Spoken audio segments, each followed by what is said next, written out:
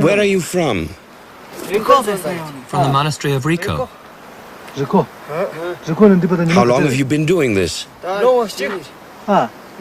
For 1 year. And where are you going? To Lhasa. But it's at least 300 miles to Lhasa. How long will it take you? About 3 months. How many prostrations do you do a day? About 3,000. Per day? That's less than 4 miles.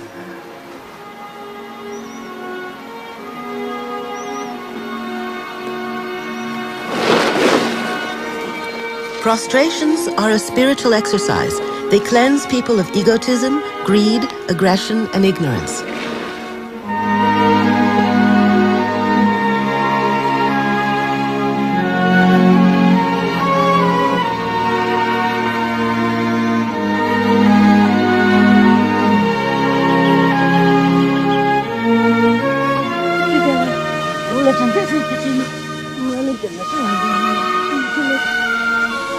Tibetans make a pilgrimage to Lhasa at least once in their lives.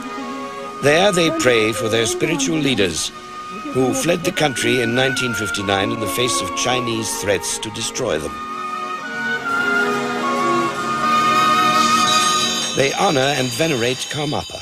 Gyalwa Karmapa, the head of the long-established Kagyu sect of Buddhism in Tibet, older than the sect of the Dalai Lama. Karmapa marched with more than 100 monks over the Himalayas into exile. Umtse, Karmapa's tutor, quickly formed a new monastic community, and the ancient traditional teachings of Tibetan Buddhism continued to flourish.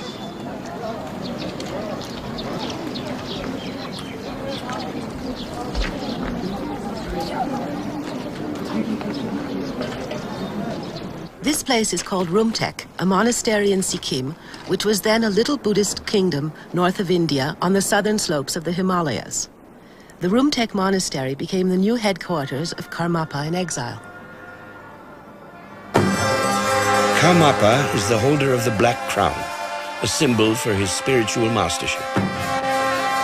He is the living link of an unbroken chain of enlightened beings back to the historical Buddha Shakyamuni, who lived in India in 700 BC.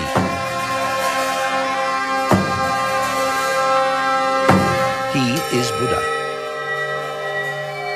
Buddha Shakyamuni transmitted his qualities to his pupils, who also became enlightened and were able to help their pupils also to reach this state of self-liberation.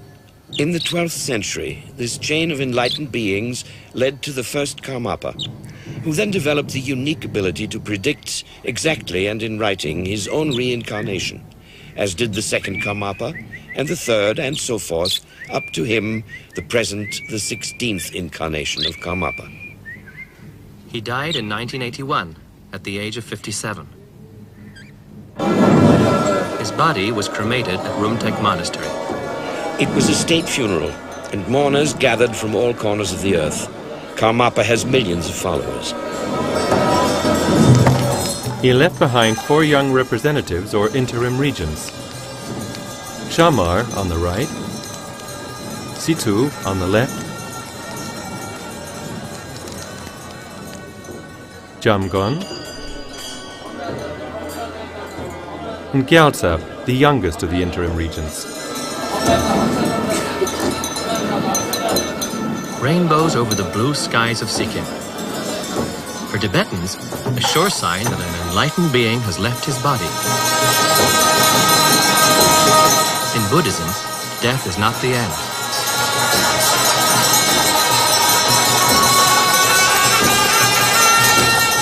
Karmapa died with the promise that he would again give a clear sign by which he could be recognized in his new life.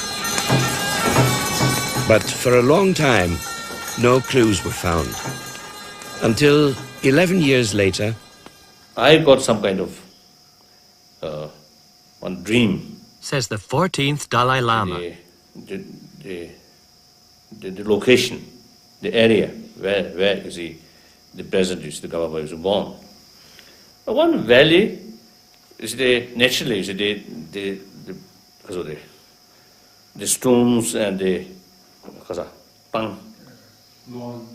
lawns looks as a high altitude, and then facing is the south, and there's some stream, small, beautiful streams.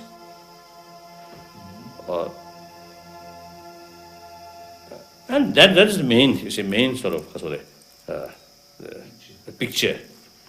There was someone there and told me, actually, without this form, there's someone, some source, telling to me, oh, this is the place where Karmapa is born. Where could this place be? How could it be found?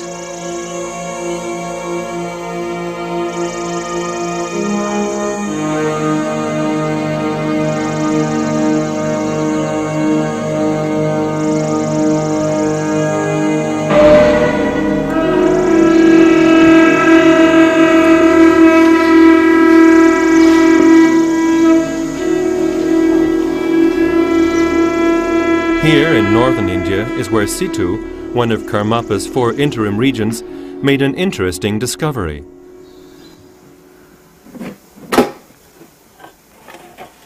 Pressured by the faithful, who hoped and expected that Karmapa had left some clues behind, Situ felt that he should open the talisman Karmapa had given him 10 months before his death with the words, "This will protect you and someday be useful."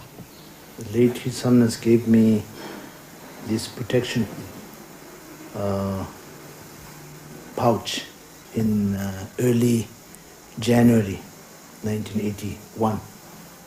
And one day it was snake here. I opened that and I found an envelope. And the envelope have red ink letter saying that this should be opened in the Iron Horse year.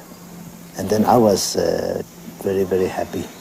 And then after I offered the letter to 3 Rinpoches in Rumtek in March 1992.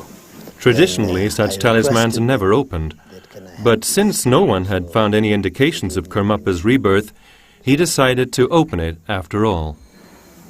But the letter is still... Letter is in Rumtek, yes. Envelope and letter both in Rumtek. It's in the altar. Here in Rumtek Monastery, in the headquarters of the late Karmapa, this most important and holy document is protected by the Sikkim police, both from outside and inside. Absolutely no one has access to it. Only Karmapa himself, when he returns in his new incarnation, has the right to break these seals.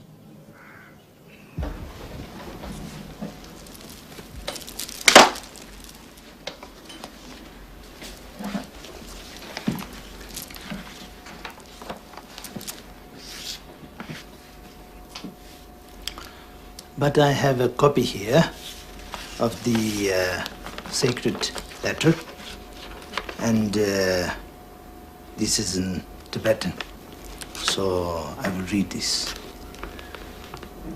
Emma ho rangjung rigpe Emma Ho. Self-awareness is always bliss. The Dharma Dhatu has no center nor edge. From here to the north, in the east of the land of snow, is a country where divine thunder spontaneously blazes, in a good nomad's place with the sign of a cow. Method is Dundup, and wisdom is Lolaga.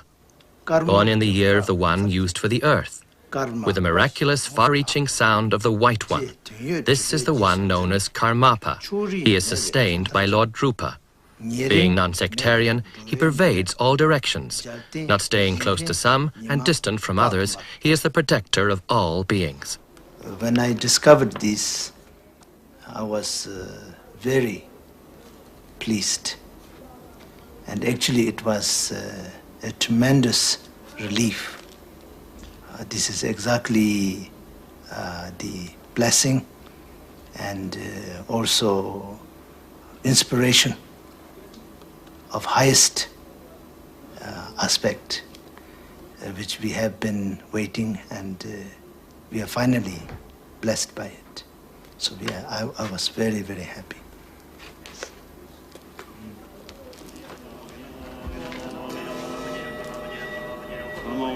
This letter was interpreted by Gyalsap on the left, Jamgon, Situ, and Shamar on the right working together.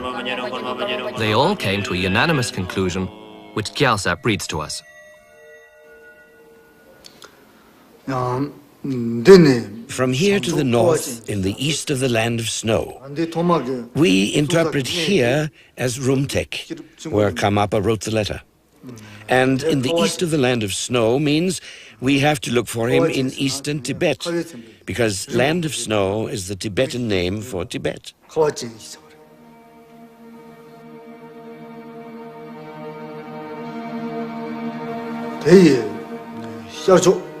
Where divine thunder spontaneously blazes indicates a district in eastern Tibet. La means divine, and Tok means thunder. There is only one community in eastern Tibet named La Tok. The letter describes the area more precisely as a good nomad place with the sign of a cow. Good means a fertile, beautiful nomadic area. This area must have a name which includes the syllable kor, meaning cow.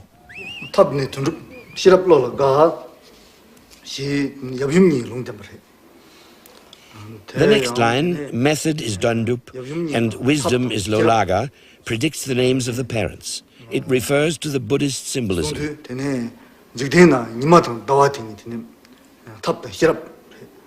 The sun symbolizes the masculine principle, method, and the moon symbolizes the female principle, wisdom. Therefore, the father must be named Dundup and the mother Lolaga. Born in the year of the one used for the earth, prophesies the year of his birth. During the relevant period in the Tibetan calendar, there is, in addition to the snake, dragon, hare, and tiger, only one animal sign used for the earth, the ox, 1985.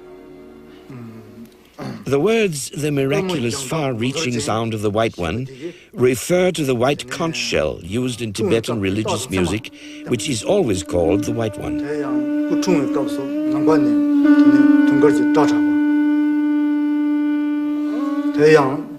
Sustained by Lord Drupa refers to Situ, whose Buddhist name of honor is Drupa. In his previous life, Situ had identified the last Karmapa and was chosen to exercise this function once again.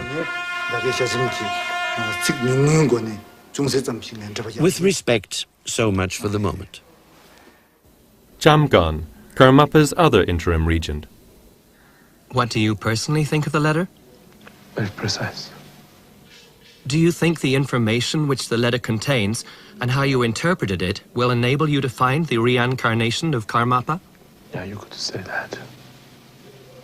Yes, it is very clear and very precise.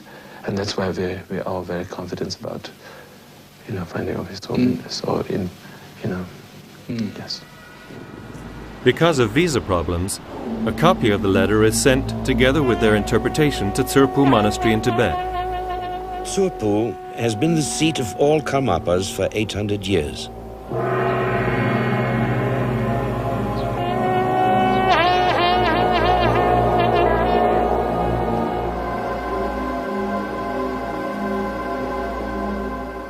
Drupon Dechen, the abbot of the monastery, gives Tomo the task of leading the search with the letter as guide. Take Ashang Ledro with you and travel to Kham in eastern Tibet, and then follow the directions in the letter. The reincarnation of Karmapa is something so unique. It's like an offering cup made of a pure blue Benshuya jewel. Hopefully, after 12 years of waiting, all our wishes are going to be fulfilled. The letter brings a blessing.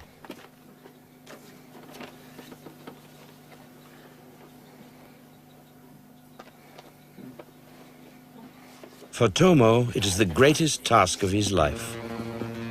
Only a handful of people know his mission, because indications and conditions could be manipulated, and the search could therefore fail.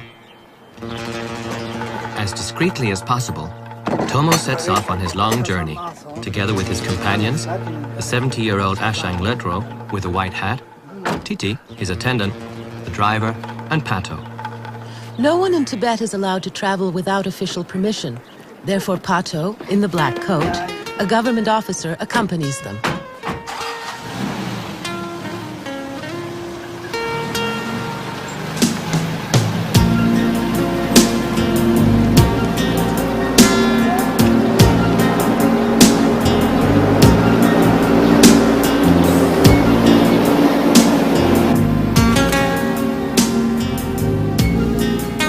It's more than 1,000 miles to Latok, eastern Tibet, and several military checkpoints have to be passed.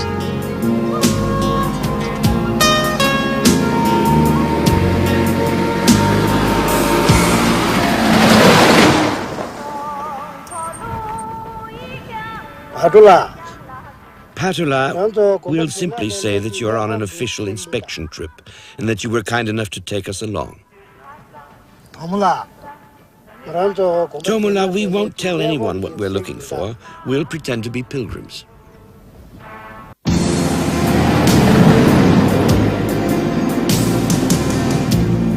The job they have to do is very risky because searching for a reincarnation is condemned as a superstitious activity by the Chinese and severely punished.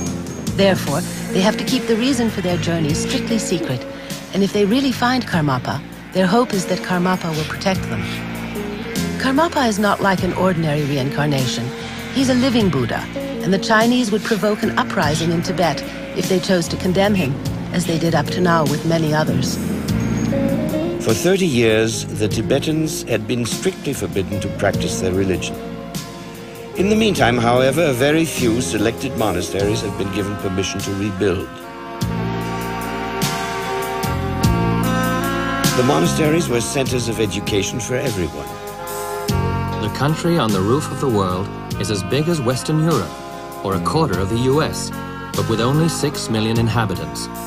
Since 1960, Beijing has been oppressing Tibet with 500,000 soldiers and colonizing it with what are by now 8 million new Chinese settlers.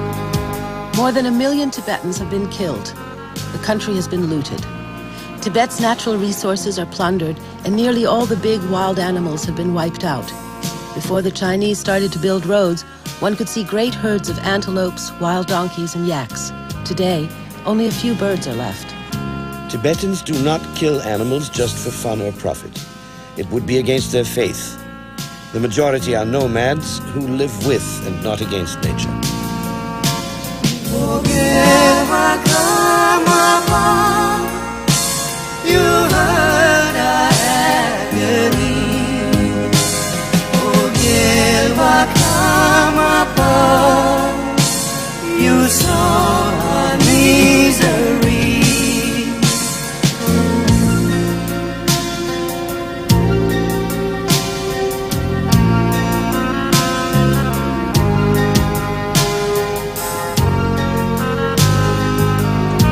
A Himalayan valley can be so large that it takes a whole day to cross. If the jeep has a breakdown, there is no one who can help. It is so cold that in the morning one can drive over frozen rivers, but by midday they're thawed out again, and these extremes of temperature are repeated day after day.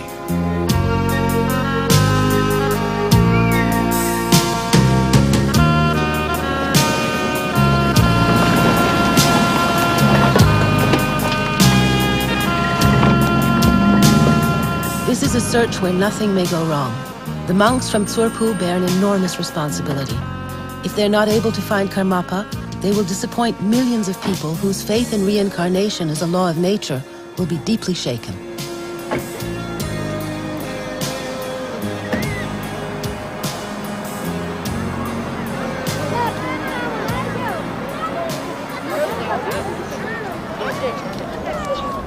The search party now has to proceed on horseback because there are no roads into the district of Latok.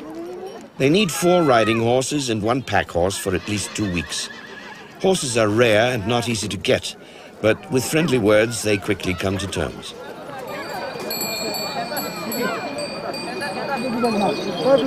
Before drinking, one always sacrifices a few drops to the hungry spirits. It's a beer made out of barley, or salty butter tea, which tastes like a greasy broth.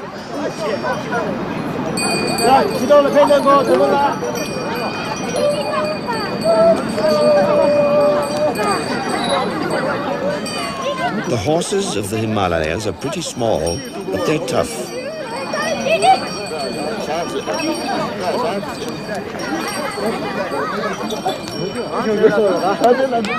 Without giving themselves away, the men continue the search. Now the arduous part of the journey begins. A day's ride to Latok over high passes and through dangerous ravines.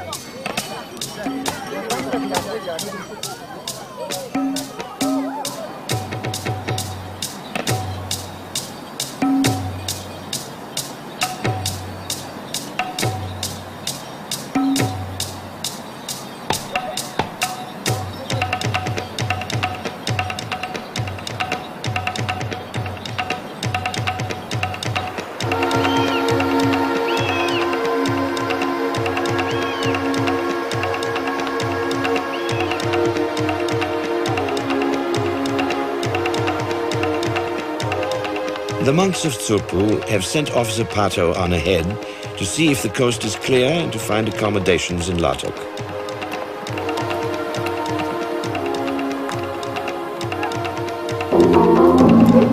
After 3 days in the saddle, Pato reaches Latok. Above the village is the Kalek Monastery, which was completely destroyed by the invaders in 1966 and recently rebuilt. The abbot, Lama Palden, welcomes the camouflaged pilgrims from Tsurpu. He spent 25 years in prison. Now he again looks after all the little boys sent to the monastery for education. Could Karmapa already be among them?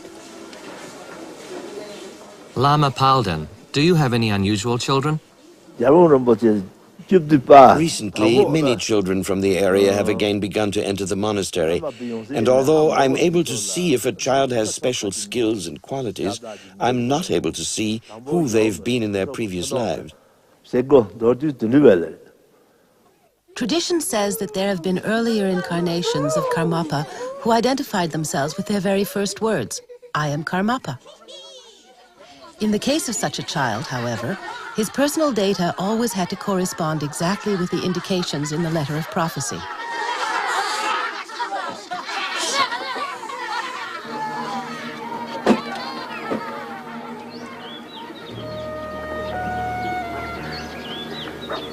Tomo and Lodro not only interviewed monks, they also talked to people outside the monastery.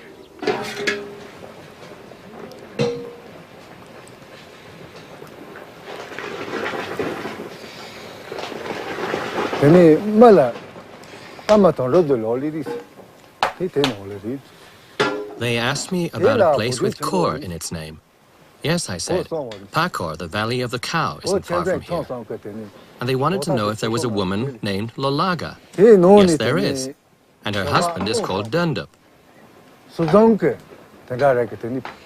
The men said they were relatives and wanted to know all about their children. So I told them Lolaga and Dundup had 6 daughters and 3 sons. The oldest must have been born in the year of the hare, the middle one in the year of the ox, and the youngest in the year of the pig.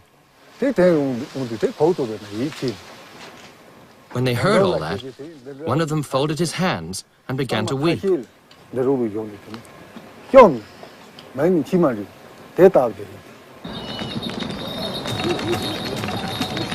Early the next day, they ride on. If everything goes well, they can reach Pakor the same day.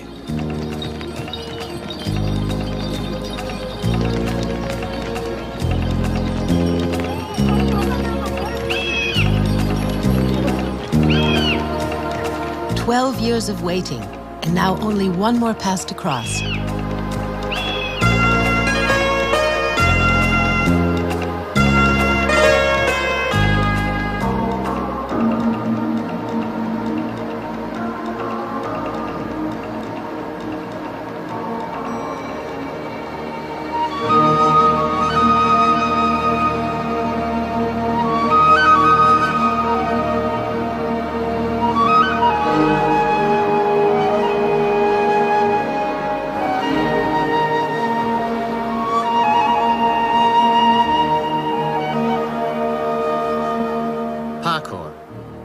Where only nomads live. Here there are neither houses, nor mail, nor electricity. The men from Tsurpu find it hard to imagine that their enlightened Karmapa, the Buddha, could have chosen this, of all places, for his reincarnation. What reasons might he have?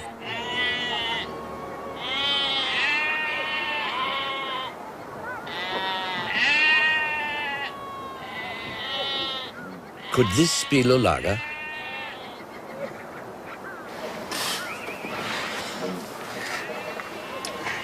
People here still live the way they did in primeval times.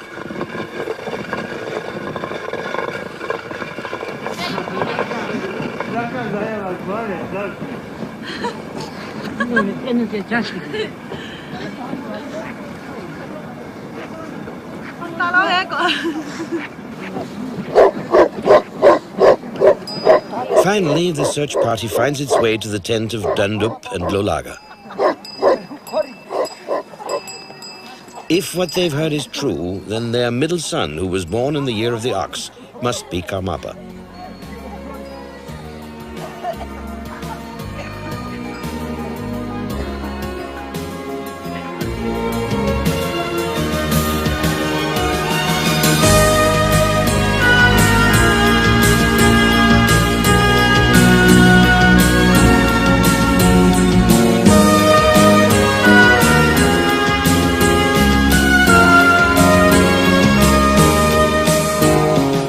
The indications in the sacred letter and the facts as they find them here are exactly the same.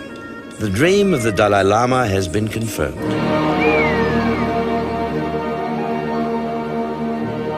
One valley and some stream, small, beautiful streams. There was someone there and told me, oh, this is the place where Karmapa was born.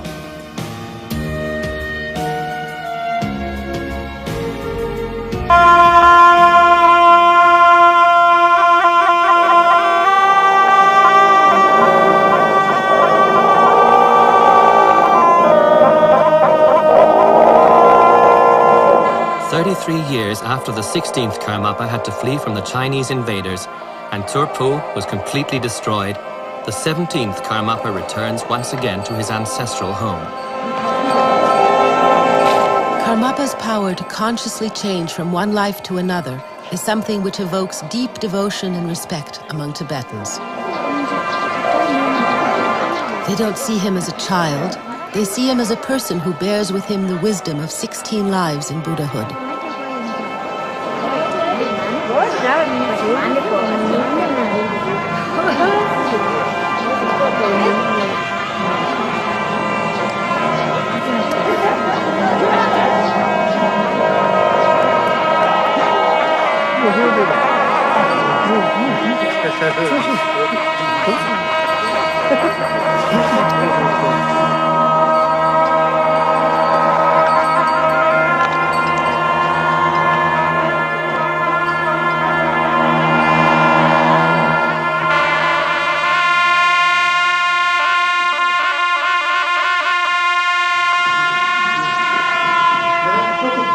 He's being shown his throne in the Great Hall of Prayer.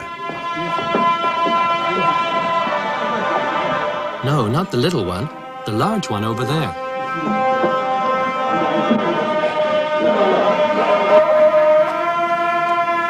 Having been informed immediately that Karmapa had been found, Situ comes to greet him.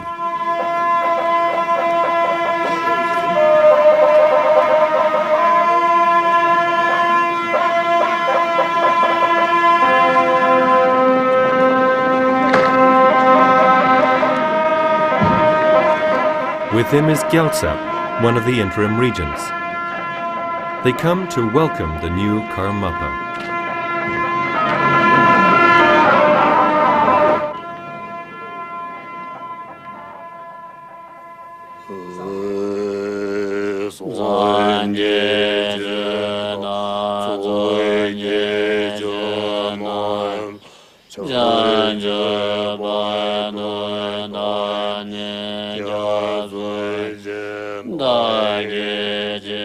In Tibet, great moments such as this don't happen spontaneously. They are subject to a strict traditional ritual.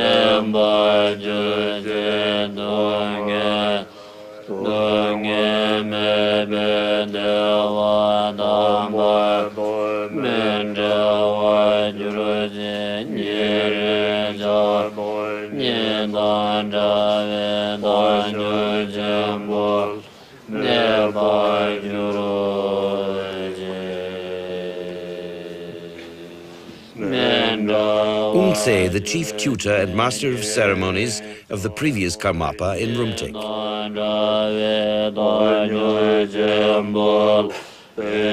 How much does Karmapa remember about Umtse and all the others who were so familiar to him in his previous life?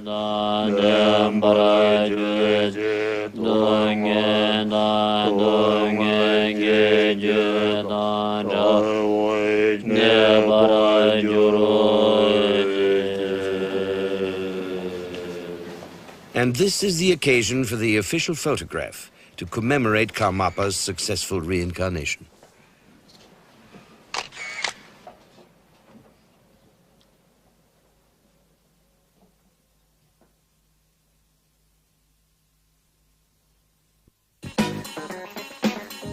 The news spreads quickly all over the world.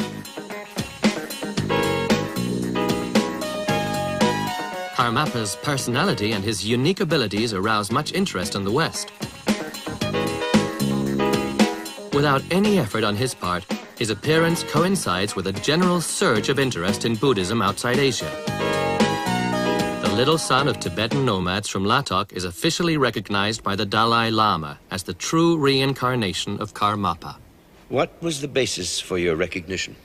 So what usually I do is I do not, relying on just one or two, test. So I proceed my usual method regarding the choosing reincarnation. Then the indication is positive. So then I decided, okay, that's good. Ultimately, a Karmapa proves himself by his deeds.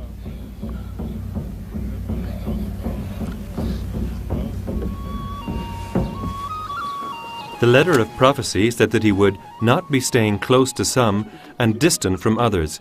He is the protector of all beings.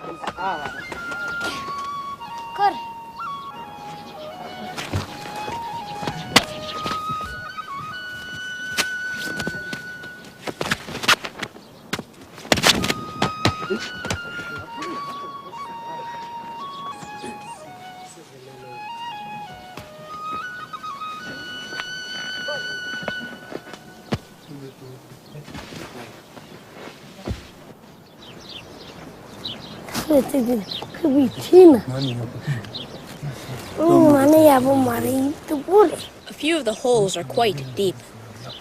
Some Karmapas left the impressions of their fingers in the stone to prove the power of mind over matter. The Chinese left gaping holes in the wall, which prove their faith in the power that comes from the barrel of a gun and demonstrate their hatred of religion. Religion in Tibet is something altogether different from what Marx, Mao, or other materialists meant by it. Buddhism is not the opium of the people, Buddhism made the people gentle and peaceful. This makes their brutal fate particularly tragic and bitter. Is this the Karmapa's house? It was in this little house that the first Karmapa began his line of reincarnations. At that time, in the 12th century, there was no monastery, only wilderness. He meditated in here for decades in order to become master of his own spirit.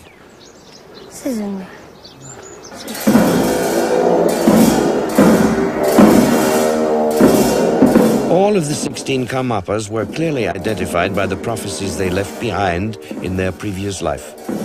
And in this way, the line of reincarnations has remained unbroken for 800 years. The first Karmapa became famous for his miracles, and a monastery grew up around his modest little house at Sorpu. Like the first Karmapa, his successors withdrew from monastic life to the seclusion of their hermitages and caves. These still existing places of retreat are objects of veneration for pilgrims. Most of them are still in use. Surviving here in the winter at temperatures of minus 40 degrees is proof enough of extraordinary spiritual power. It was in this hermitage, along with his mother, that the 10th Karmapa spent 30 years meditating. In each life, again and again, the Karmapas, through profound discipline, attained that clear-sightedness which enabled them to see beyond the borders of death.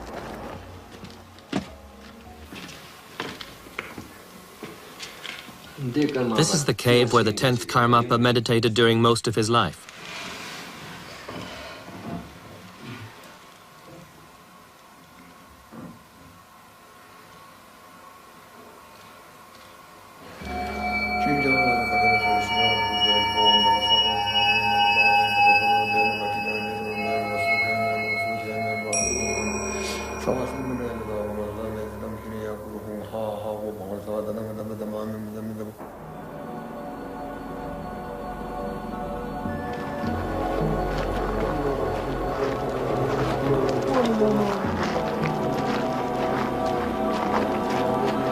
Reincarnation aside, all the little boys previously identified by the letters of the deceased Karmapas turned out to be outstanding personalities, musicians, poets, engineers, philosophers, who also had the gift of prophecy.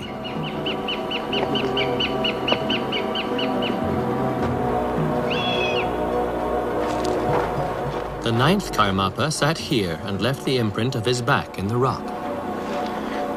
Those who rub against it are sometimes healed of disease.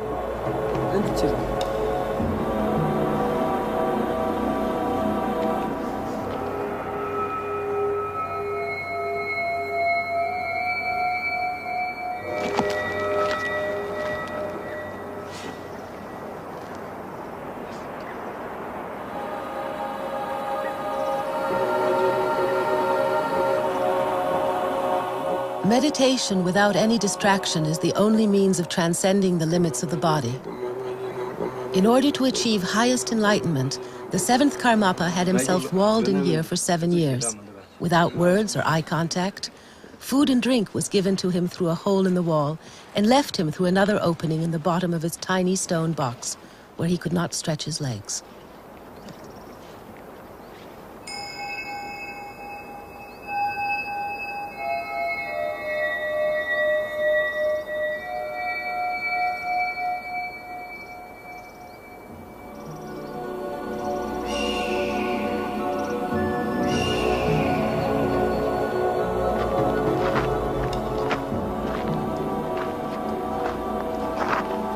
At an elevation of 15,000 feet, the 2nd Karmapa had his hermitage.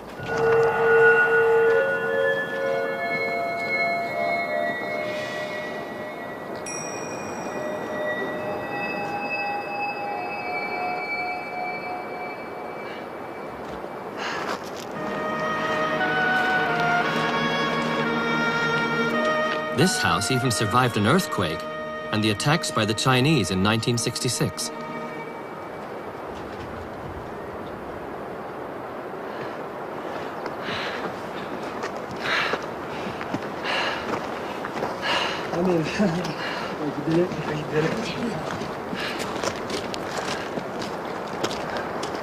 It is a testimony to the strength of Tibetan Buddhism that despite everything which has happened in recent years, the 17th Karmapa is able to once again reclaim his ancestral home and give new life to it.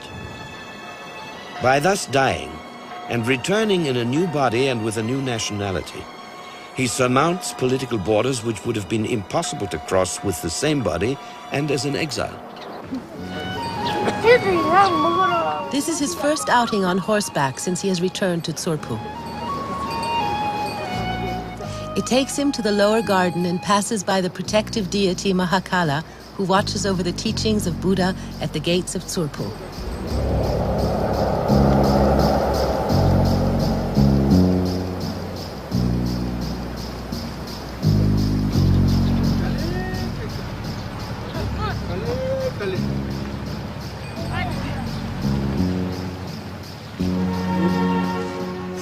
Years before the birth of the first Karmapa, Padmasambhava, the founder of Tibetan Buddhism, made a prophecy which said that completing the work of Karmapa would require 21 reincarnations.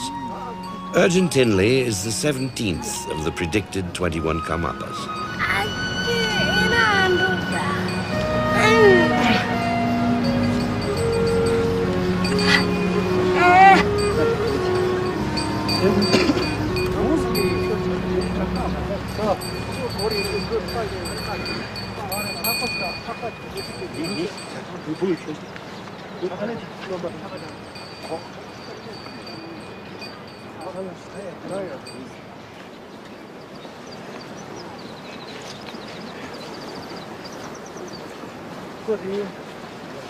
There's something in there.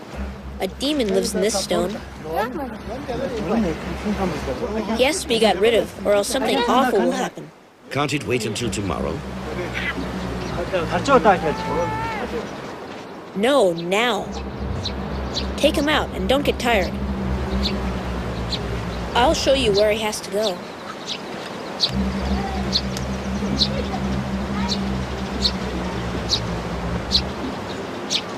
Here, that's where he should be buried.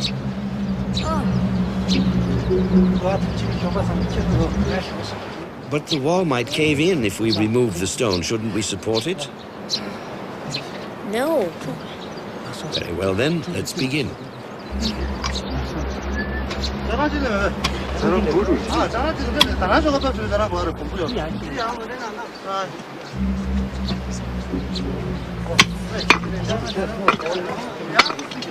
In Tibet, it is not at all unusual for demons to take possession of a stone and spread evil from there. The breaking of such stones in a special ceremony which forces the demon to flee is quite common.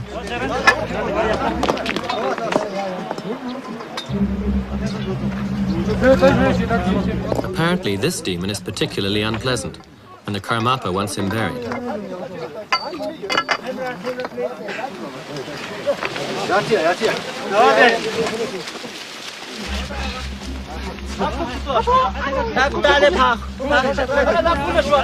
He's to get a decent funeral. Only monks are allowed to dig his grave.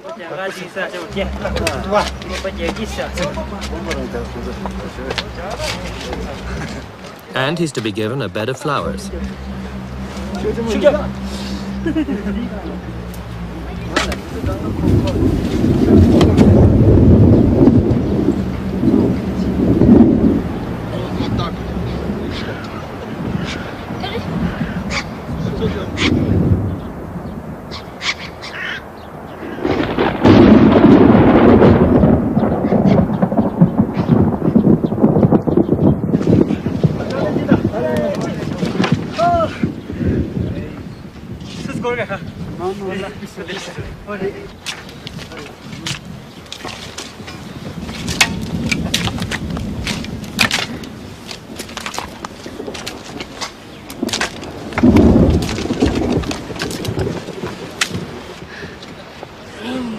Here he will find peace.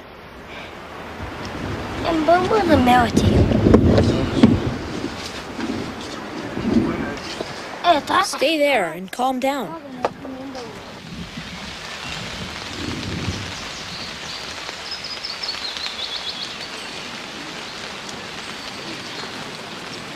Did he just imagine all this? Or does he have a kind of perception which we lack?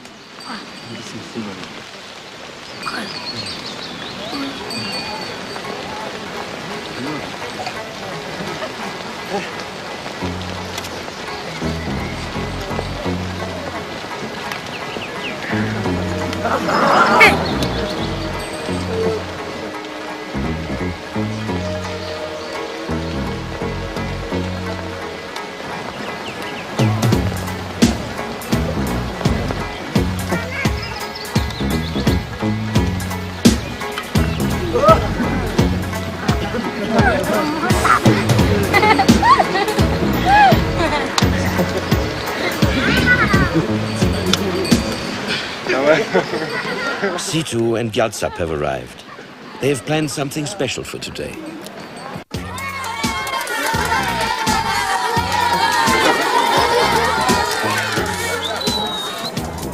A vacation from the monastery can last for a couple of days. The Tibetans love picnics and outdoor activities.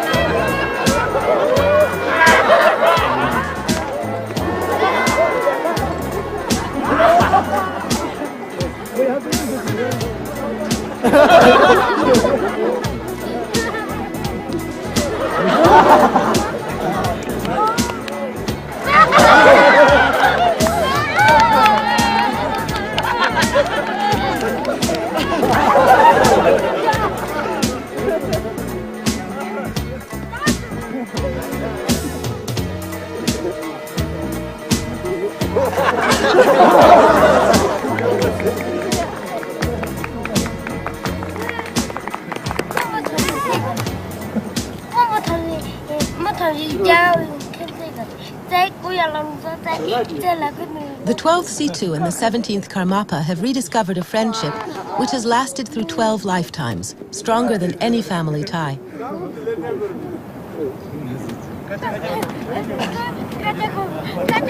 At a party like this, even someone as austere as Gyaltsap, one of the interim regents, can become playful. A form of stately Tibetan rock and roll.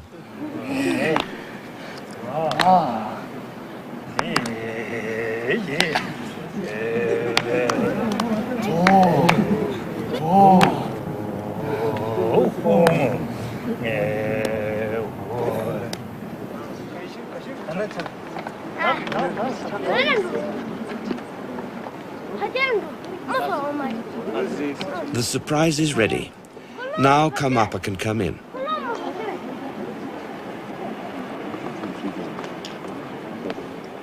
It's too dangerous for predators like these, armed with savage teeth and claws, to indulge in... A generator, a television set and a video recorder have been brought from Lhasa especially for today.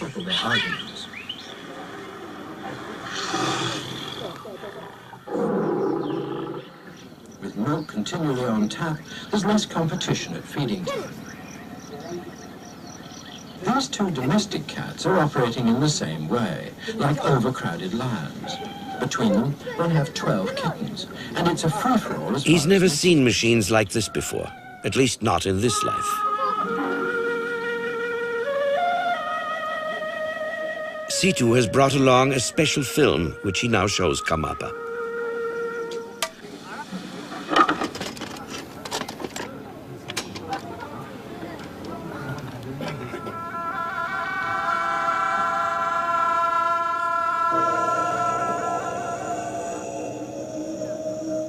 It's a film about the 16th Karmapa. 3 rooms have already been prepared.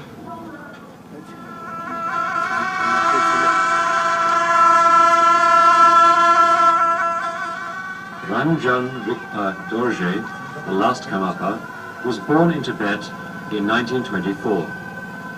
He fulfilled the prophecies of Padma Sambhava, who also foretold in the 8th century Sobre Monastery will be the center of the activity of the successive Karmapas, who by their activity would liberate inconceivable numbers of sentient beings.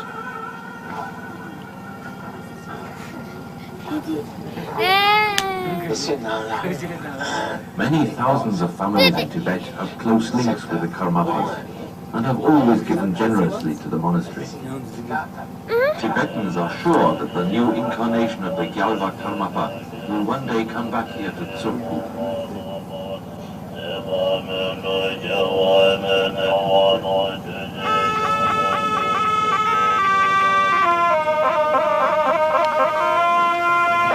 In 1974, the 16th Karmapa blessed Westerners for the first time.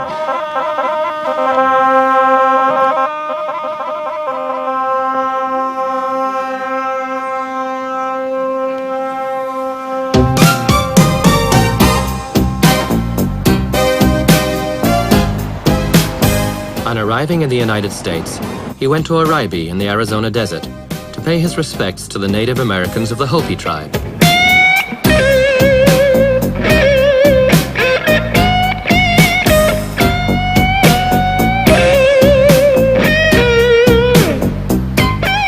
The Hopis have an ancient prophecy which says that when the man with the red hat comes, a bridge of wisdom will be built between East and West.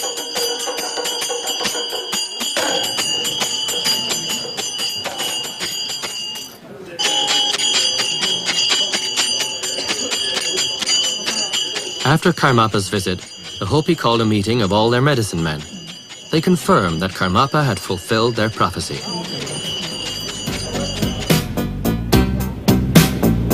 Karmapa then traveled to a number of American cities.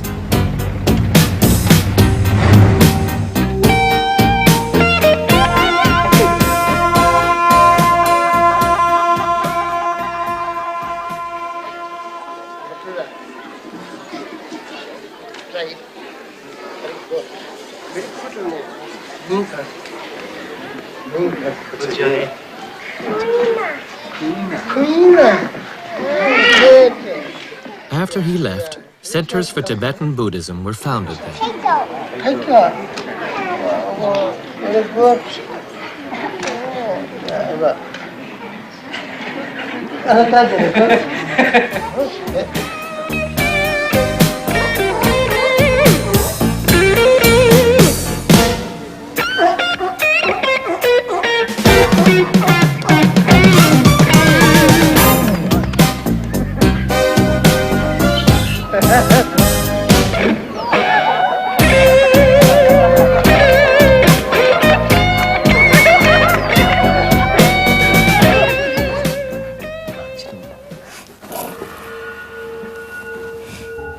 What is actually involved in this continuity of the spirit?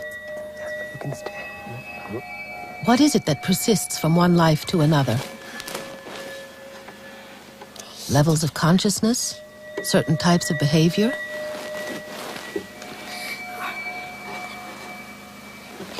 Belief in a direct connection between one life and another is made possible by our own personal subjective experience.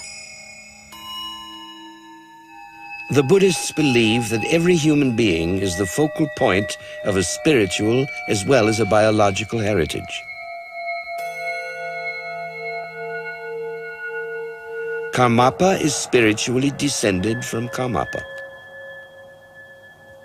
Biologically, this is his father, Karma Dundup Tashi, age 54. And this is his mother, Lolaga Poldazum, age 46.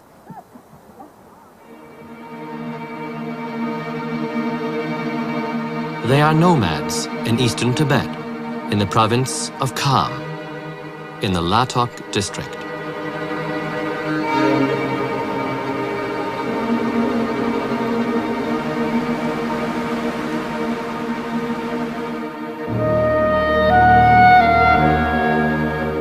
And this is the Pakor Valley.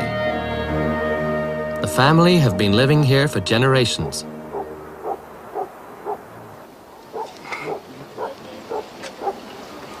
By the time Karmapa was born in 1985, Lolaga had already given birth to 7 children.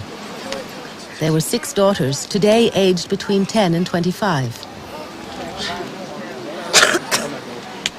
They were all born in quick succession after the birth of her eldest son, Rapsal.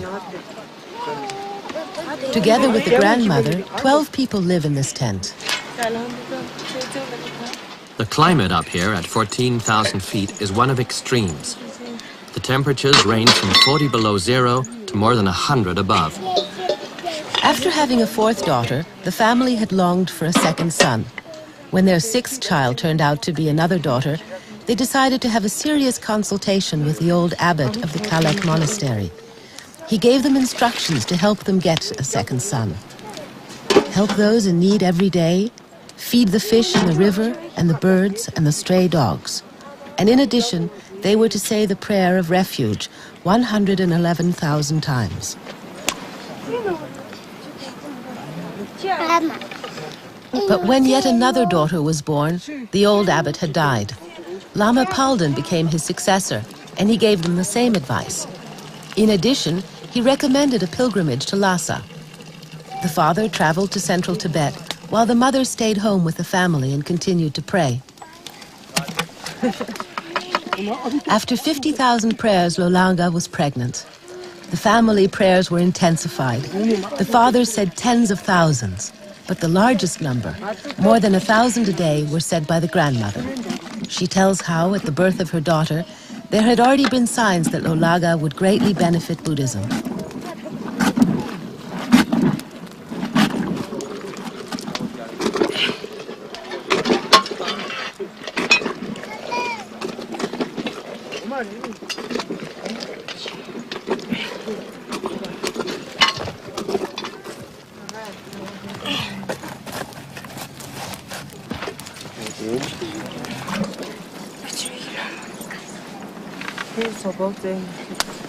She always offered to Buddha the first bowl of tea. Now Buddha is part of her family. Her devotion is nevertheless the same.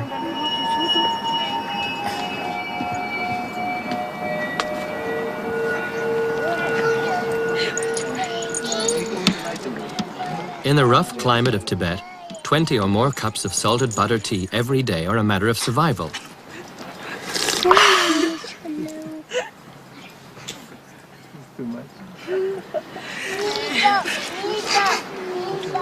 Their main food is tsampa, barley flour kneaded with butter tea. In addition, they eat a fair amount of meat. Vegetables do not grow up here. Their oldest son, Rapsel, 27, is responsible for the herds. Karmapa's family owns about 90 yaks. This is enough to supply their own needs and produce surplus meat and butter which they can trade for the barley grown in the lowlands.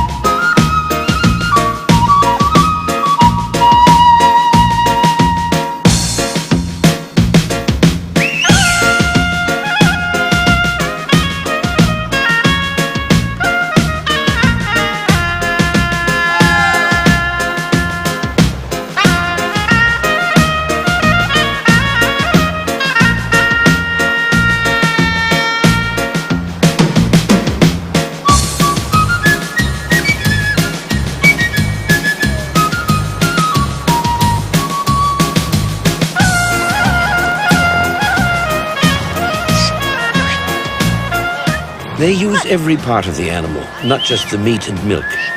The hair of the yak is spun into the threads with which they make their tents.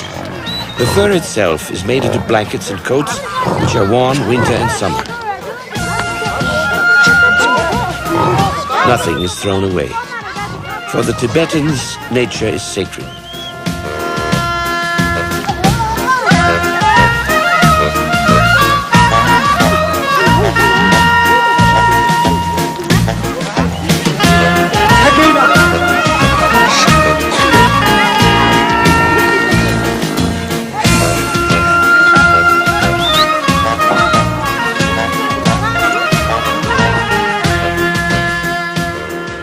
In 1985, the summer pasture of the Karmapa family was only one valley away.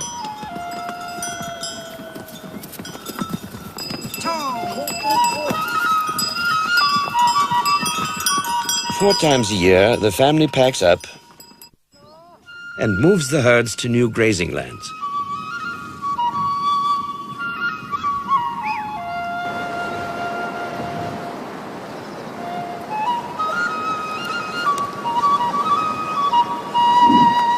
They set up their tents there in early June. In the last month of Lolaga's pregnancy. The 111,000 prayers still hadn't all been said. Anxiously, they asked themselves, will it be a boy this time? She dreamt of 3 white cranes who brought her a golden letter from Padmasambhava, the founder of Buddhism in Tibet. They told her to keep the letter secret until the time was ripe.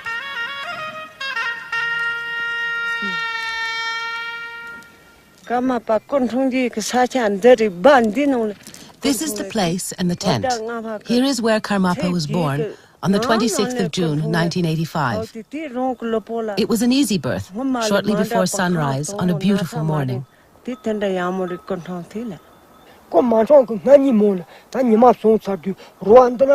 can't explain it, but the evening before there was a rainbow over the tent, even though the sun had already set. Naturally, I had no idea that the child was Karmapa, but the many wondrous signs which accompanied his birth made us very happy and gave us the certainty that this child would be of great benefit to Buddhism.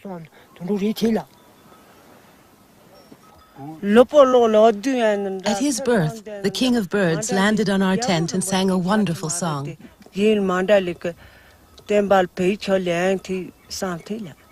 On the 3rd day after his birth, we also suddenly heard conch shell horns resounding everywhere. At first I thought it was an aeroplane. Everyone around here heard it. This sound lasted for an hour and a half. Our neighbors, the Sipas, the Tsewogs, and the Chudzoms will tell you the same thing. I looked out, but I couldn't see anything.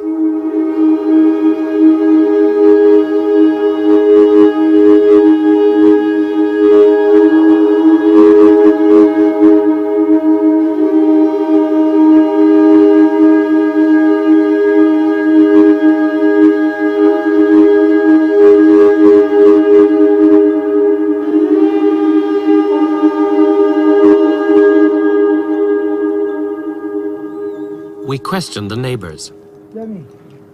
Were you here when Lolaga's second son was born? Yes, naturally. Did you notice anything unusual? Oh yes, it was very strange. Suddenly, everywhere in the valley you could hear a sort of droning sound. I thought it was a swarm of bees, but there was nothing to be seen. It lasted for 2 hours. When I was outside, I thought the sound came from inside. And when I was inside, I thought it came from outside. Excuse me, could we ask you a question? When Lolaga's second son was born, can you remember hearing anything unusual? Was there any special sound? Everywhere, everywhere.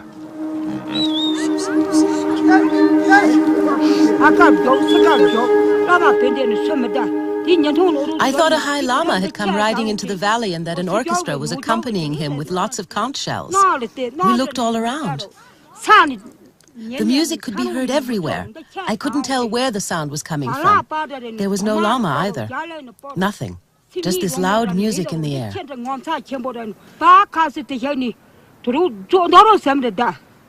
How long did it last? About 2 hours. And when was that? Summer. In the year of the ox, I think. Yes, she's right.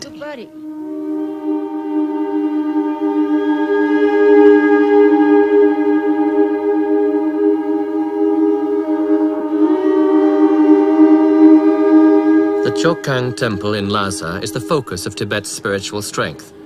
It is located below the Potala, the Dalai Lama's palace.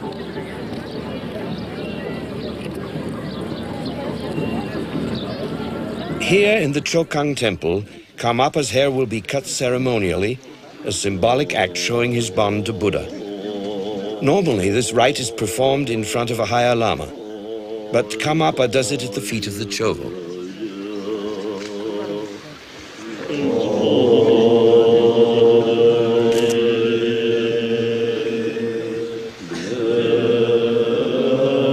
The Pho is the most revered Tibetan statue of the historical Buddha, Shakyamuni. This is only the second time in Tibet's history that a Karmapa has celebrated his hair-cutting ceremony here in the holiest place in Tibet. Karmapa is receiving his personal Buddhist name for this life, Urgen Tinle Dorje, plus 9 other names. Now the time has come. Situ cuts off a few hairs and Urgen Tinle Dorje becomes a monk.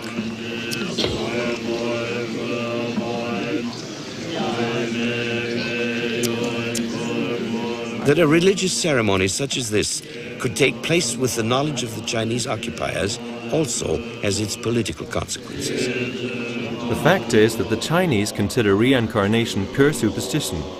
Even so, they recognize Urgen Tinle as Karmapa. And what's more, they do so only because their political enemy, the Dalai Lama, has identified him as the true reincarnation. In view of the fact that the Dalai Lama cannot visit Tibet, and it is forbidden to even mention his name, the Tibetans were immensely gratified to see Karmapa officially receive the Dalai Lama's congratulatory scarf, or katak, in full view of the Chinese occupiers.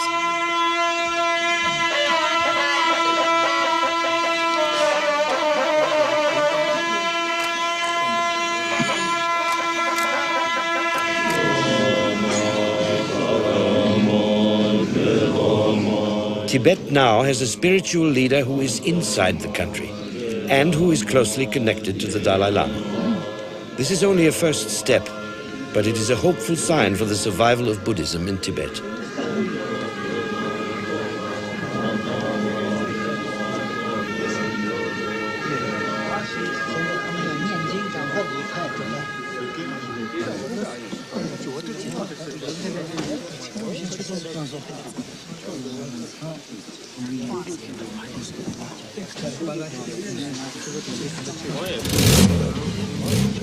In order for Karmapa to travel freely throughout the world to meet his many followers and complete the work of the 16th Karmapa, he will have to perform a delicate political balancing act between China, occupied Tibet, and the outside world.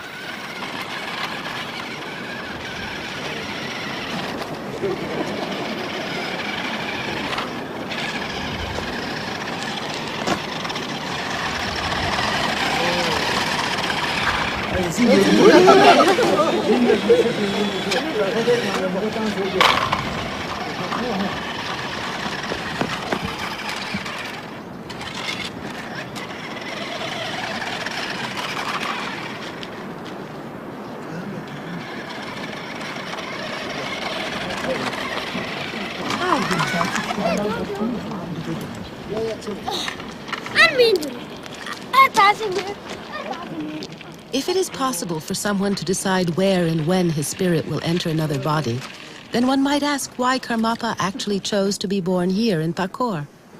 He could have been born in Sikkim, or in the United States where he died, or as a Bhutanese prince. But nothing like that. These were his playmates.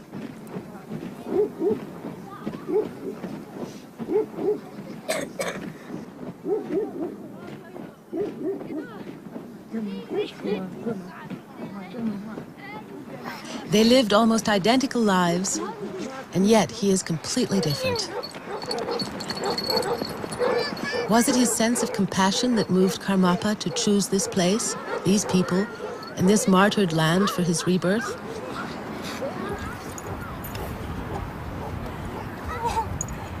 His mother, Lolaga, has only animal dung as fuel for cooking and heating the tent.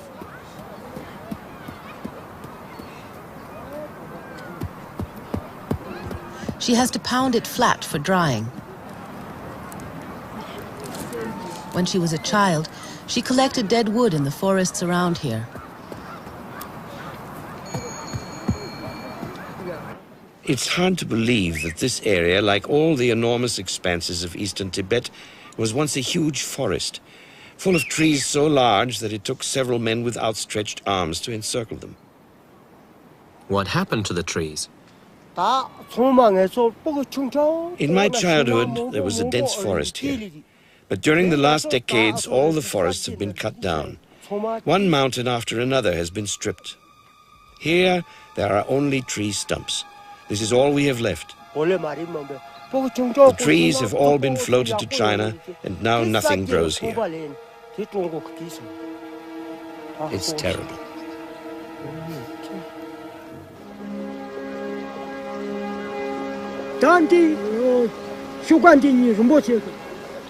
This little tree was planted by Karmapa shortly before he went to Tsorpu. The spring here had almost completely dried up, and we didn't have water left for ourselves and our herds. Now it's bubbling again. Karmapa conducted a ceremony in front of his freshly planted tree.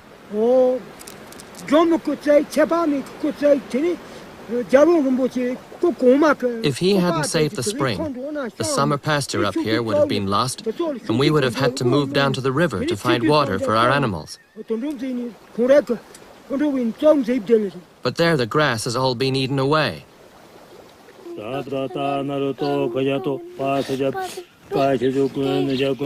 Umse was in close contact with the 16th Karmapa throughout his life. He went into exile with him in Sikkim, and now, at the age of 72, he has returned to Tsorpu.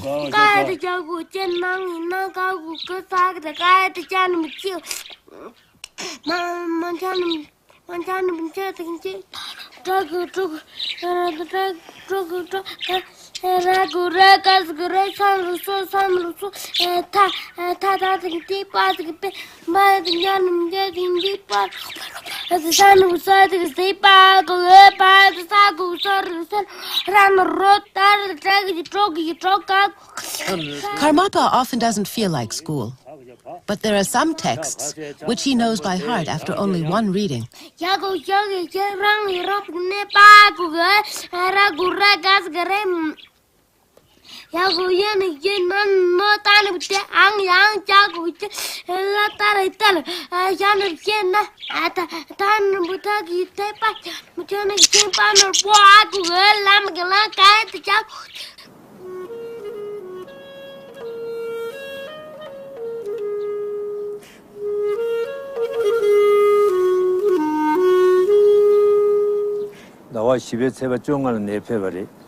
It was June 15th, the day Karmapa arrived, that our abbot Dripon Dechen told me I was to teach Karmapa.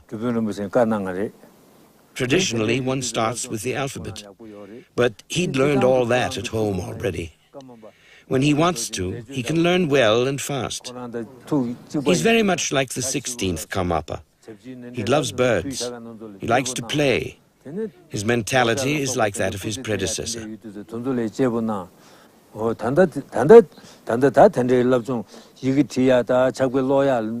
Later, he will study metaphysics at the very highest level.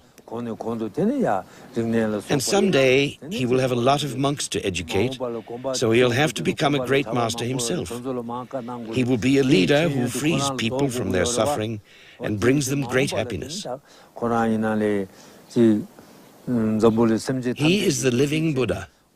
He embodies Buddha's teachings and will disseminate them in all realms of existence. He will achieve great things. But at the moment, he is a child, and so there are still things that I can teach him. Later, this will no longer be the case. I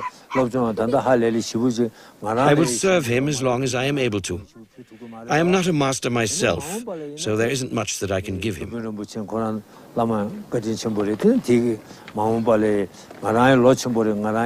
Besides, I'm old and frail. I could be dead in a month, or in 1 or 2 years, one doesn't know. In the future, he'll determine his own activities.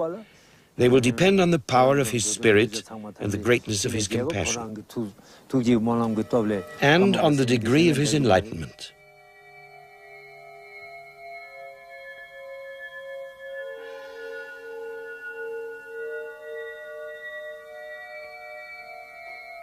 Enlightenment is neither a present nor an accident. In his former lives, Karmapa achieved it through selflessness. It is said that the 16th Karmapa accepted his cancer out of love for the people of the West. He spent his last days in this American hospital. Watching as a physician an unstoppable illness ravage his body, and yet this kindness that never stopped. Every morning, I would go in and ask him, "Are you having pain?" And he'd smile at me and say, "No, no pain, no pain." It was very confusing to the staff. It was obvious he wasn't just denying his illness. So the staff was constantly confronted with this person who was dying, but was still more interested in how they felt than in how he felt. Karmapa died on November the 5th, 1981. His principal students invited me into the room and had me hold my hand over His Holiness's heart area. And each day I was amazed to find that it stayed warm. I wasn't as amazed after 24 hours, but then after 48 and 72 hours, I was beginning to be quite shocked. Traditionally, shortly after death, the body becomes cold as the circulation stops. And in His Holiness's case, there was a definite warmth over the area of the heart. As a physician, I have no explanation for this.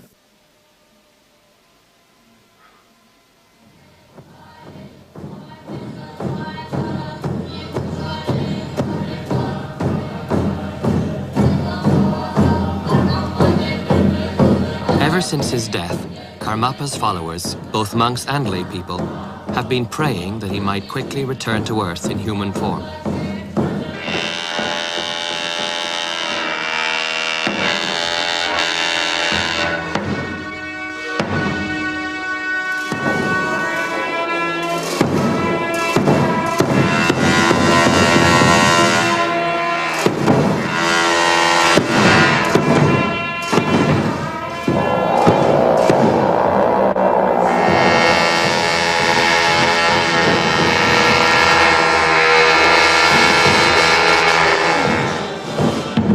Karmapa is not obliged to reincarnate.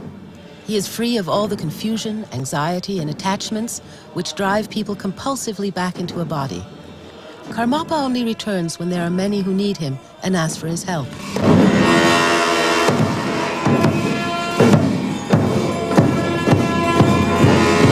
His spirit moves freely, independent of whether he has a body or not.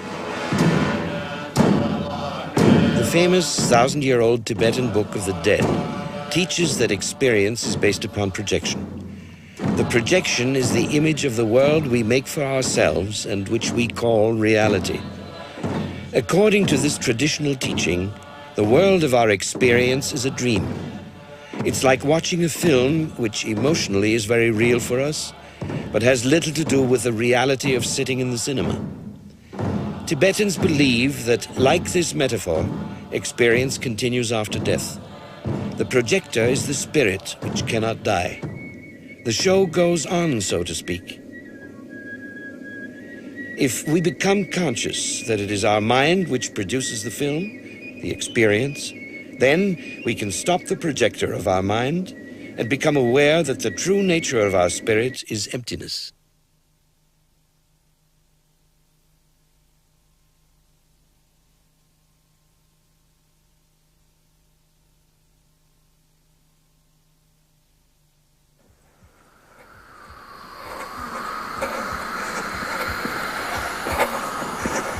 But our restless thoughts begin projecting films all over again, and this happens not only in life, but also in death.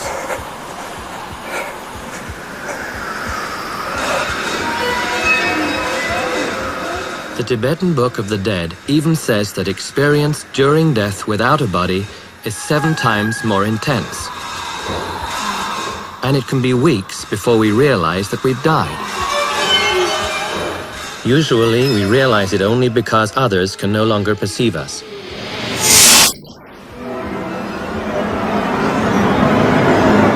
And we no longer leave traces in the sand. Then we understand. This is death.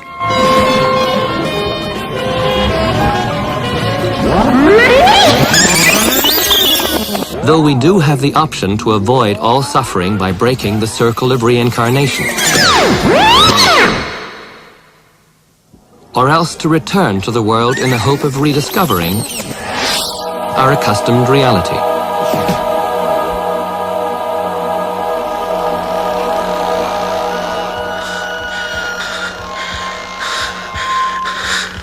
We again pursue our projections and search for ourselves.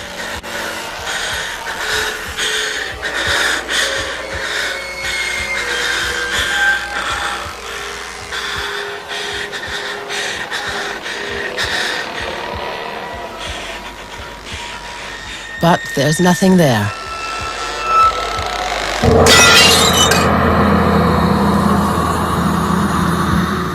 So the solution is a new body.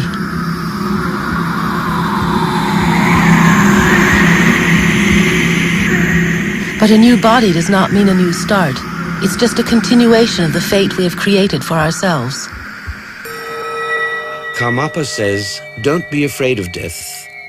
Death does not put an end to our experience.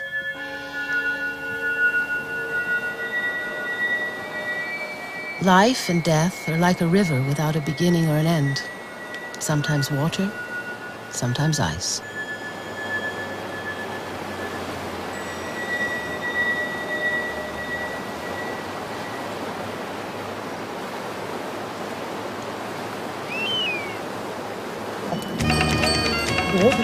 The family sets out to Tsurpu to be present at the enthronement of their son as the new living Buddha. Even Karmapa's little brother is going along. The family had been longing for a second son for so many years, and now, as Karmapa, he's left them. The last-born child is again a son, and a comfort to them.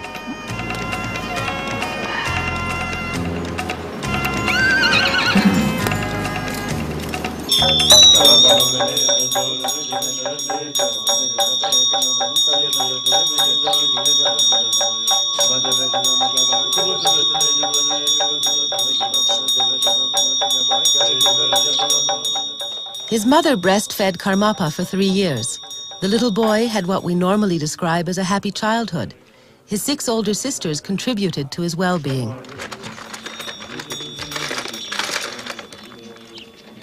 Immediately after he was born, his mother sent one of his sisters to fetch water at the river. When the sister came back, she said a magpie had just given her the name of her new brother, Abogaga. And so, for the first 7 years of his life, until his discovery, he was called Abogaga.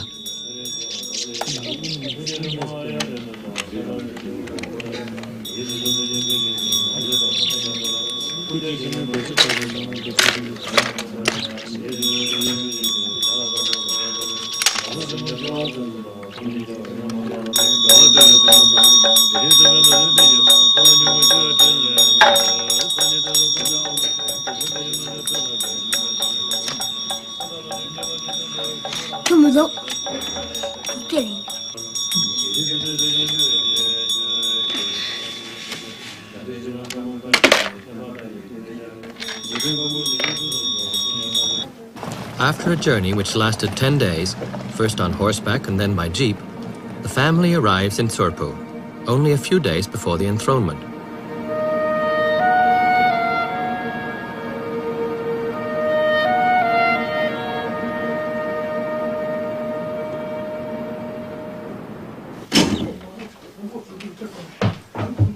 For the first time, the family meets their little Abogaga as the great Karmapa. Karmapa is now as much an object of reverence for them as for everyone else. They cope with this situation neither with pride nor with sadness, but with respect and humility.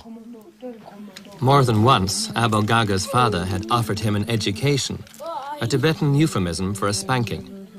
Now, of course, he regrets it.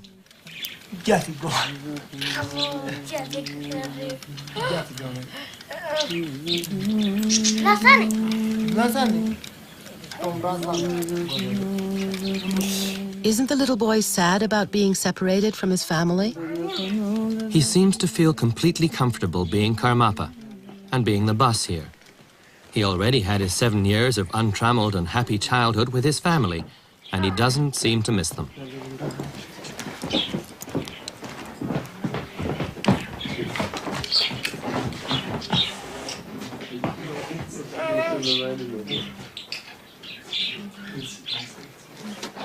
From now on, the relationship between him and his family will be restricted to short visits like this.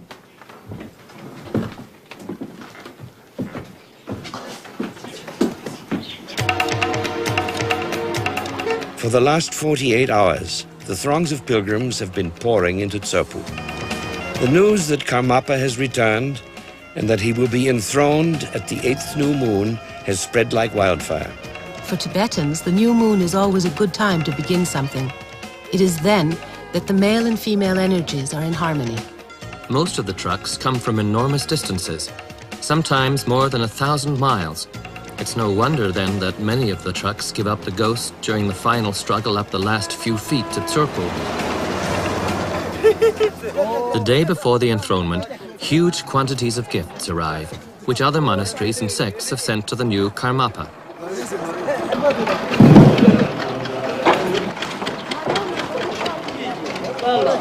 Each item is recorded and exhibited. There's everything, from ritual objects to musical instruments, such as pipes and cymbals, to bags of herbs or pieces of brocade.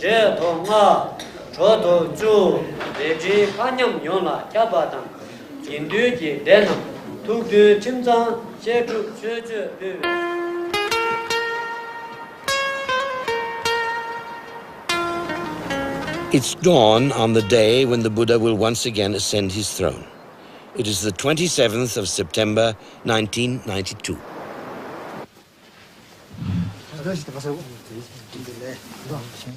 Karmapa doesn't seem to find these huge crowds very exciting.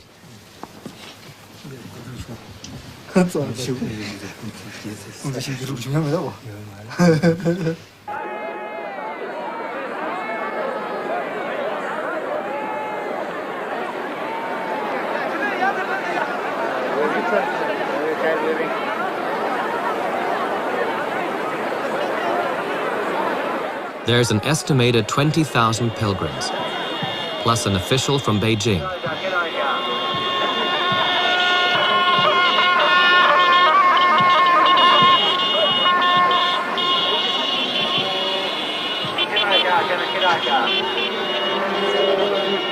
He comes with the order to turn this day into a political event.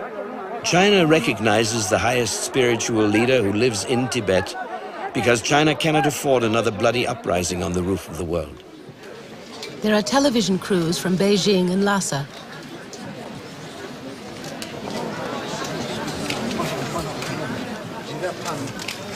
The official presents Rangjung Rigpe Dorje with the Red Book of the Central Committee, with the state seal of his recognition as the 17th Karmapa, the living Buddha.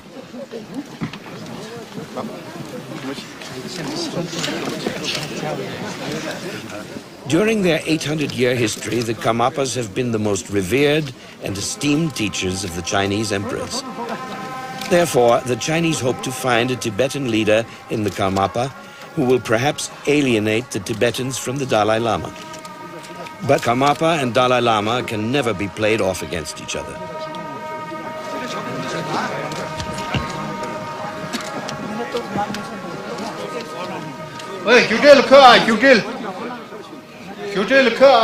Despite this, the official from Beijing insists that the Karmapa may not be given a seat higher than his own. The political aspect of this enthronement heralds a change. Now that reincarnation has been officially recognized, it can no longer be condemned and punished as superstition. And there will be at least some limits to the repression of Buddhism in Tibet.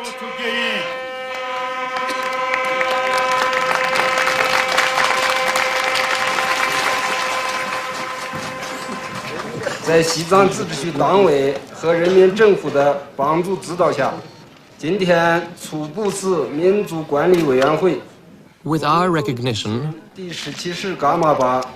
show that our government respects the religious freedom of minorities, especially of Tibet. The politics of religious freedom is a stable and long-term one. Consequently, we hope to see a strengthened socialism and patriotism originating from the monks, religious believers, and the monastery administrations. Tibetan Buddhism should be preserved.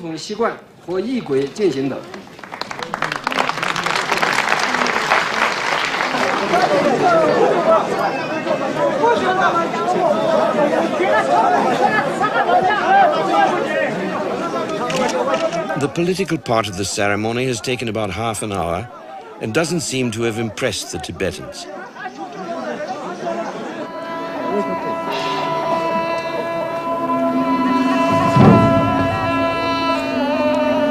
As soon as the Chinese delegation has departed, the Tibetans surge forward to take their places.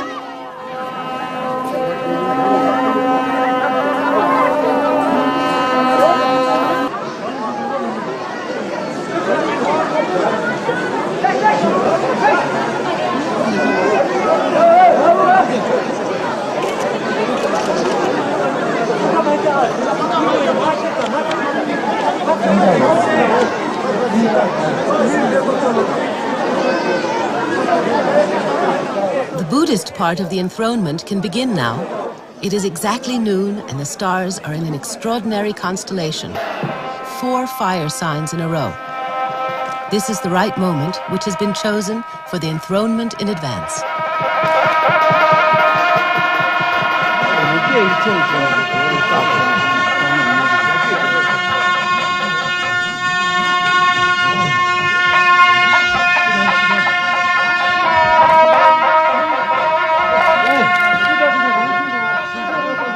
The letter of prophecy which Karmapa had written in his previous life is now returned to him, together with the letter of recognition from the Dalai Lama and the judgment of the Tibetan state oracle. It is presented to him in a yellow scarf. Karmapa is once again Karmapa.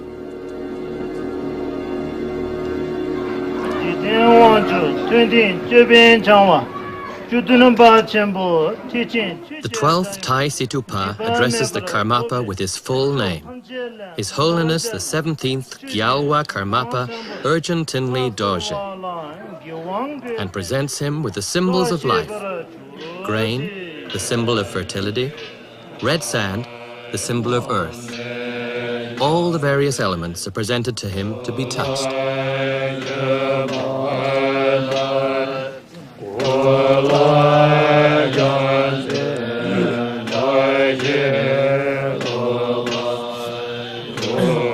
There are extensive explanations of the interrelatedness of everything within the universe.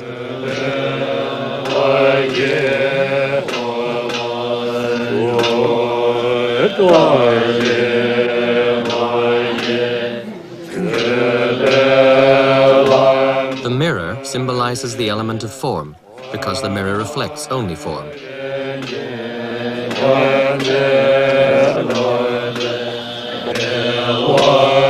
With this enthronement, Tsurpu was and has remained the chief residence of the Karmapas, the living Buddhas.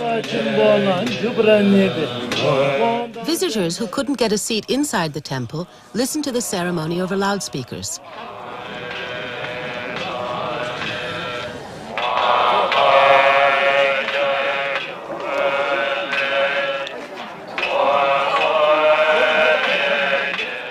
Among them are the parents of Karmapa. To Buddhists, they have no special importance and are no closer to the Buddha than anyone else. Seen from the point of view of reincarnation, a child's qualities are derived from his former life and not from his parents.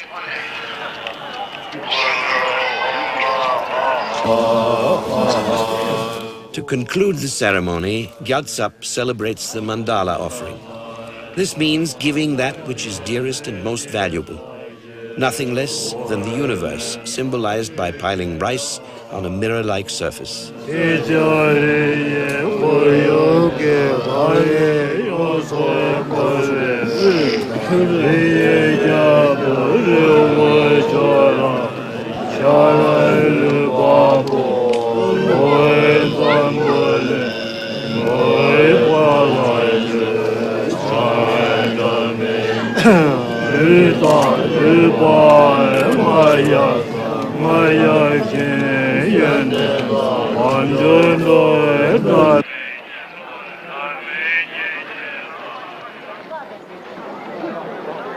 Now everyone can enter the temple.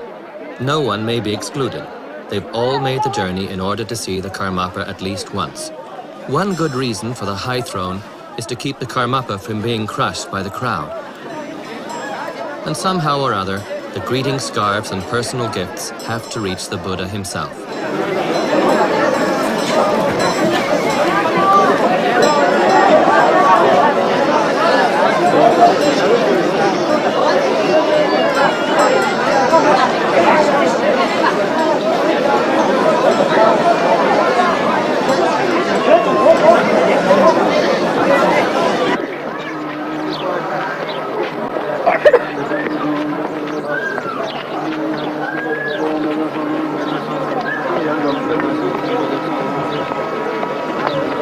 But finally, things are better organized. Everybody manages to walk directly past the Karmapa.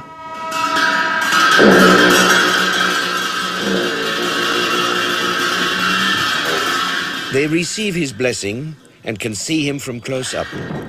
For Tibetans, merely having seen the Karmapa ensures that one won't be reborn as an animal. One can be sure of returning at least 7 times as a human being and without having to endure a hard fate.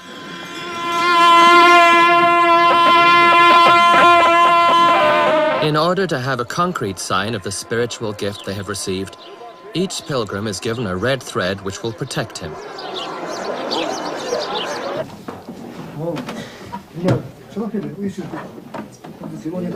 The ceremony has lasted the whole day. After sitting still for 8 hours, Karmapa is still ready for a joke.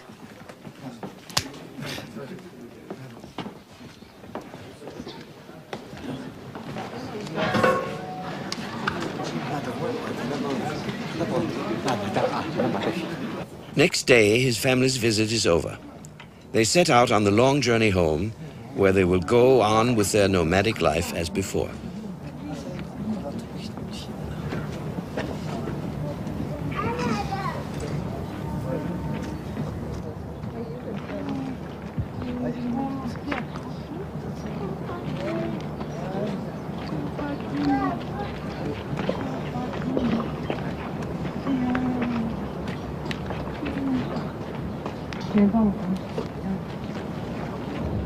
The parting from his little brother is especially tender.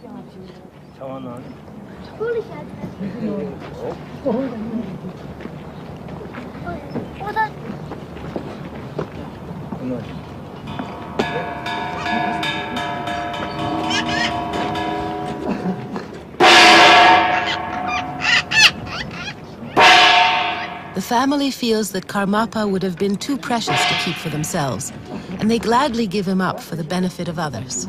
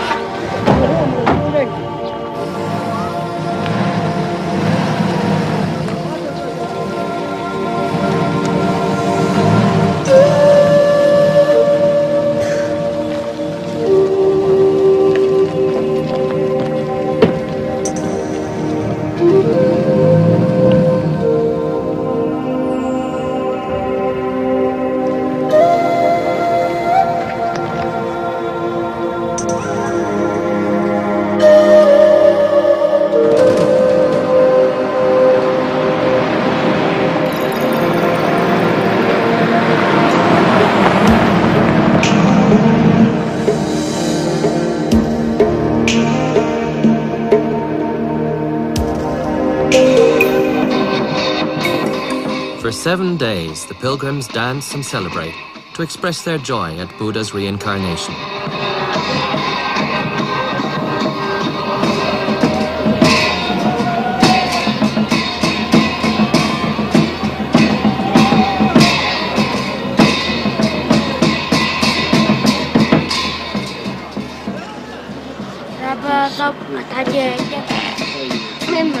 Karmapa is studying to hold his first initiation into Buddhism.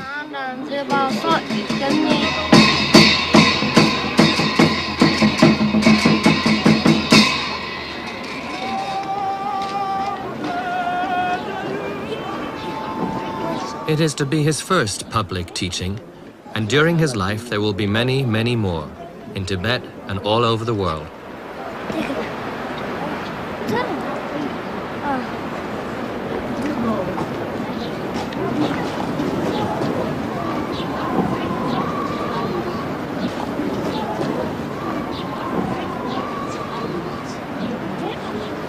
This initiation emphasizes compassion for all sentient beings.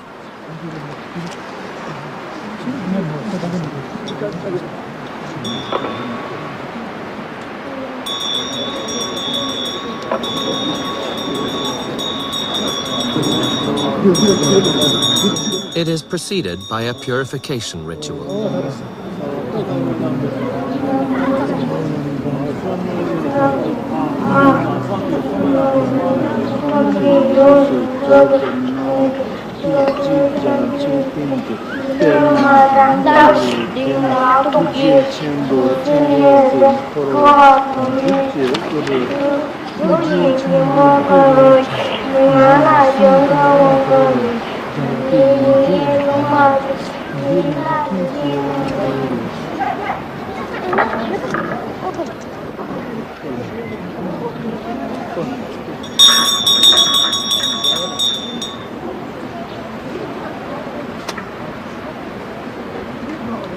The saffron water, which Karmapa has blessed, creates the connection between himself and everyone who is there.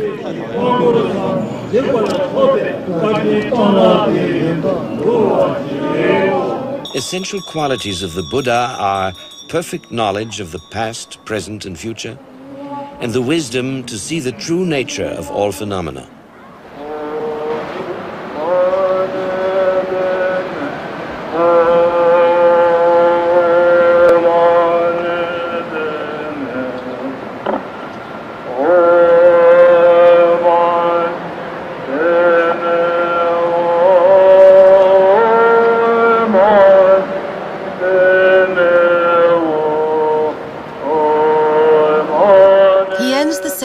With the message that there are no qualities or wisdom without compassion.